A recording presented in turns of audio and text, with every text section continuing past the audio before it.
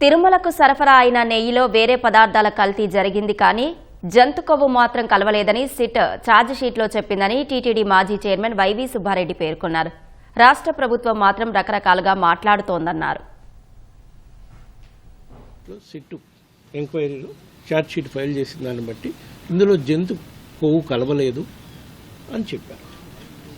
జంతు కొవ్వు కలవలేదు కాబట్టి ఇది వేరే పదార్థాల కల్తీ జరిగింది, జంతు కొవ్వు మాత్రం కలవలేదు అని చెప్పారు. ఈ వారం రోజుల నుంచి కేబినెట్ మీటింగ్ అయిన దగ్గర నుంచి దుష్ప్రచారం చేయటం, నన్ను, బోర్డు సభ్యుల్ని, మా పార్టీని, మా పార్టీ అధ్యక్షుడు జగన్మోహన్ రెడ్డి గారిని మళ్ళా మా మీద దుష్ప్రచారం చేసే కార్యక్రమం చేస్తున్నారు. ఇదే ఎన్డీడీపీ రిపోర్ట్ వాళ్ళు చెప్పారు. S value equation for it suspected